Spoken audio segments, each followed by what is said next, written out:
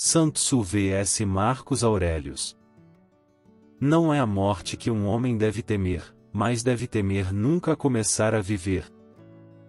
Os guerreiros vitoriosos vencem primeiro e depois vão para a guerra, enquanto os guerreiros derrotados vão primeiro para a guerra e procuram vencer.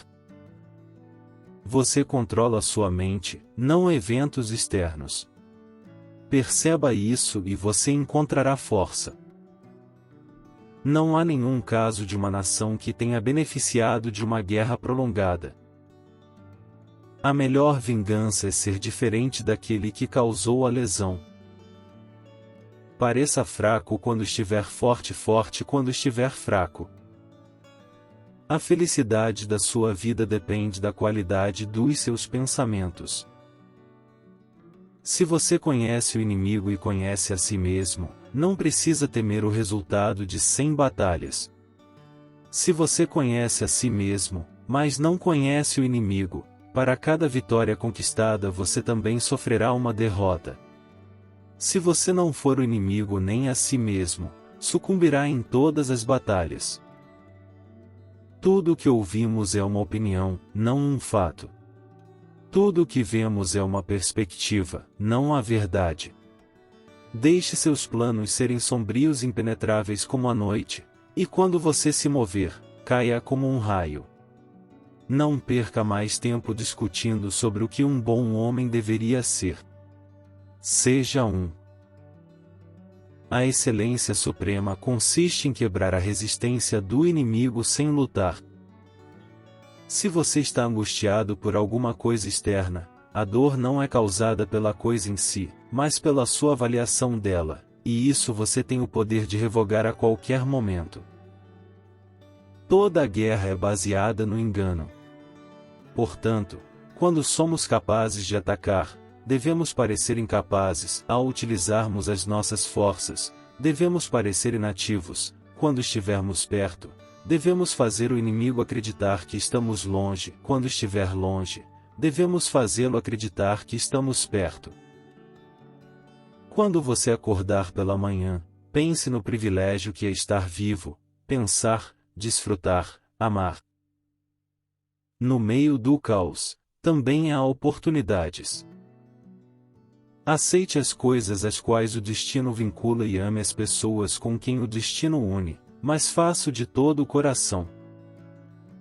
A maior vitória é aquela que não requer batalha. A alma fica tingida com a cor dos seus pensamentos. Para conhecer o seu inimigo, você deve se tornar seu inimigo. Pense na beleza da vida. Observe as estrelas e veja-se correndo com elas. Envolva as pessoas com o que elas esperam, é o que eles conseguem discernir e confirmar suas projeções. Isso os acomoda em padrões previsíveis de resposta, ocupando suas mentes enquanto você espera pelo momento extraordinário, aquele que eles não podem antecipar. Nossa vida é o que nossos pensamentos fazem dela. Trate seus homens como trataria seus filhos amados. E eles o seguirão até ao vale mais profundo. Se alguém for capaz de me mostrar que o que penso ou faço não é certo, mudarei com alegria, para buscar a verdade, pela qual ninguém jamais foi verdadeiramente prejudicado. É a pessoa que continua em seu auto-engano e ignorância que é prejudicada.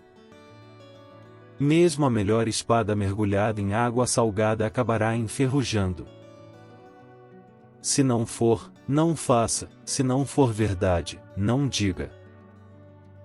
Mova-se rápido como o vento e bem formado como a floresta. Ataque como o fogo e fique quieto na montanha. É necessário muito pouco para ter uma vida feliz, está tudo dentro da sua maneira de pensar. Não existem mais do que 5 notas musicais, mas as combinações destas 5 dão origem a mais melodias do que alguma vez se pode ouvir.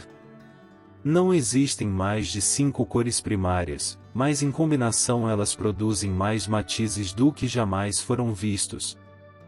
Não existem mais do que 5 sabores principais, mas combinações deles produzem mais sabores do que nunca podem ser provados.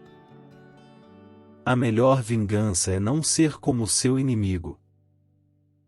Nunca deixe o futuro perturbar você.